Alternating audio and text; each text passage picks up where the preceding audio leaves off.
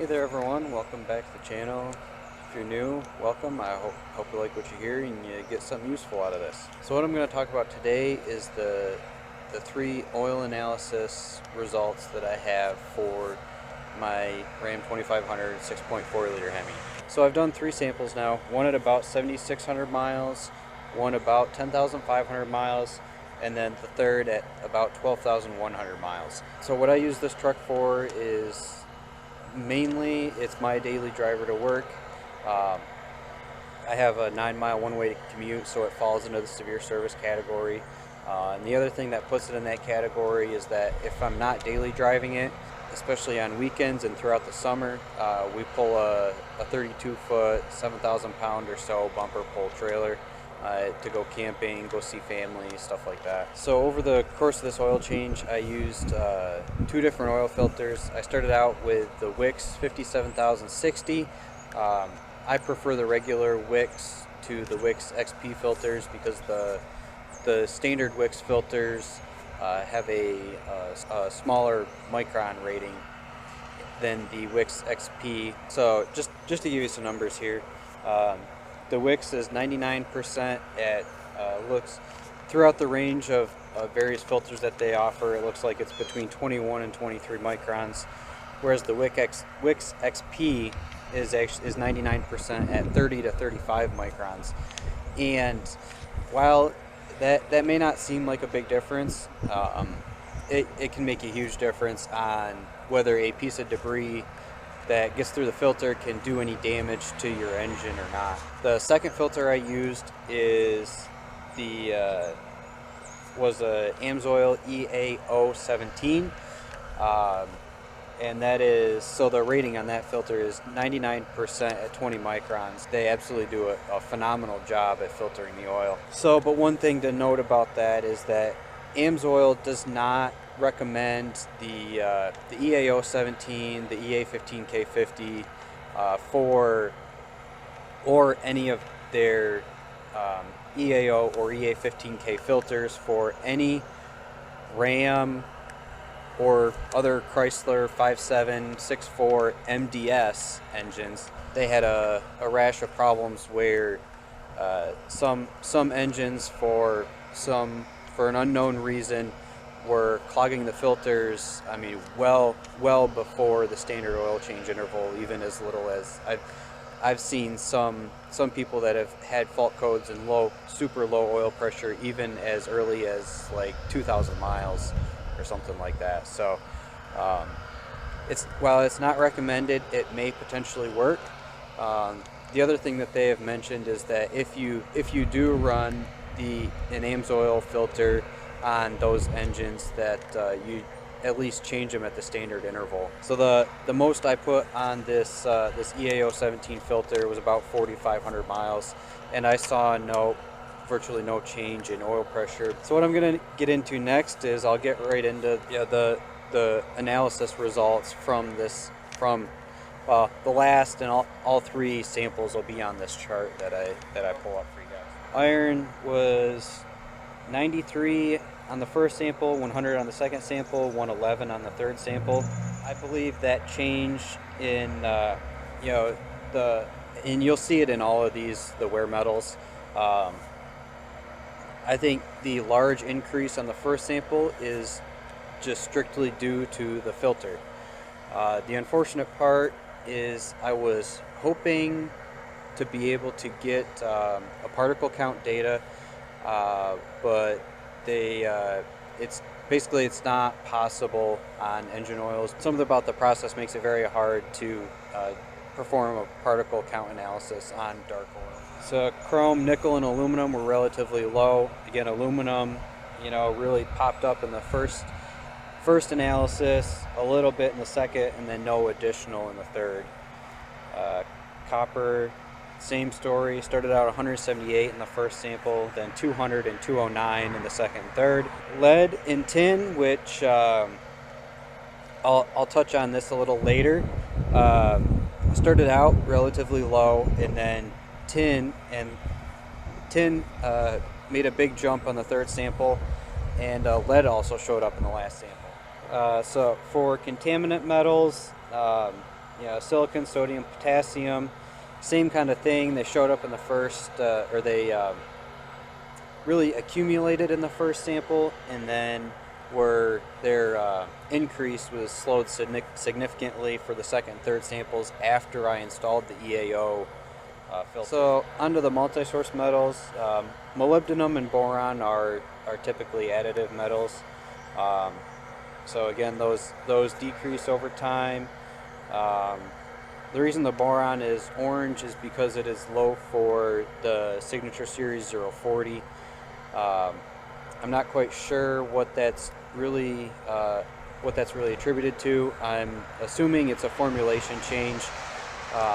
The oil that was in this truck, I think I bought probably a year and a half ago now, if not more. Antimony and manganese also made an appearance in the multi-source metals. So we get to the additive metals: magnesium, calcium, phosphorus, and zinc.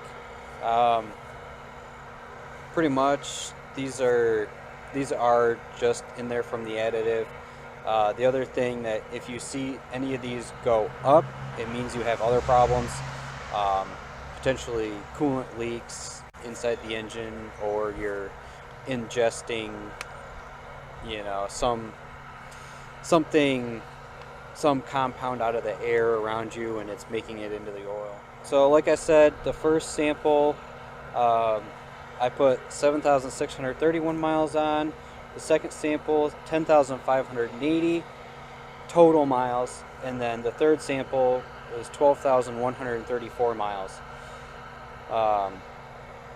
Over the course of the first 10,600 miles, I think I put half a quart in when I took the first sample, and then I dumped the rest of that half quart in when I changed the filter.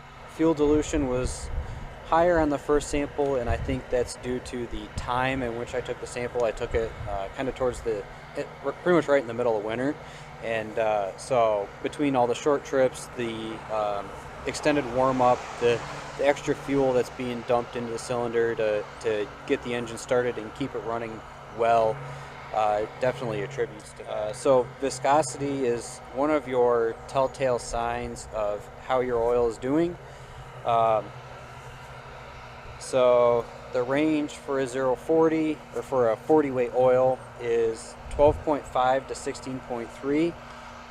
So on the first sample, it sheared down to 12.4. To the second, it went up to 12.5. The third, it went up to 13.1.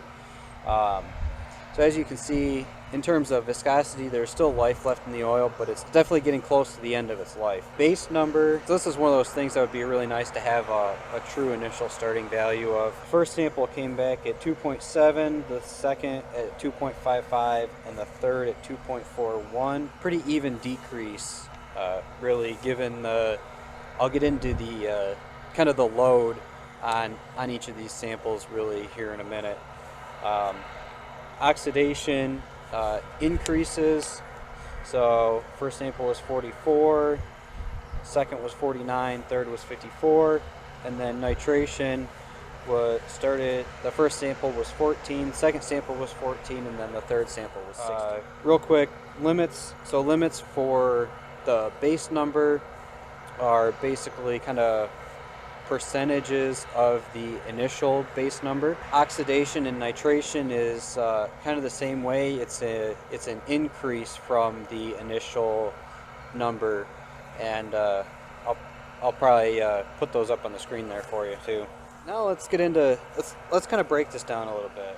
In the first sample, we pulled the camper about 2,500 miles. Between the first sample and the second sample, obviously not much towing, as the second sample was taken towards the end of May. Not very warm yet, not very good camping weather. However, between the second and the third sample, we pulled the camper 1,000 miles for a quick weekend trip. Well, I say quick, it wasn't that quick, but it was a good first trip for the year nonetheless. So really where I want to get to now is I want to try and get through this as quick as I can, and as simply as I can, really. So the other thing to look at and I think is potentially a better measure for the life left in the oil is fuel burned rather than pure mileage. And this is because if you look at that second sample is just shy of 3,000 miles on between the first and second sample, and then the third sample was actually just over 1,500 miles. The biggest difference there was on the second sample, we burned 254 gallons of fuel and averaged 11.6 mpg. That's basically that's about what I get in the winter driving the truck.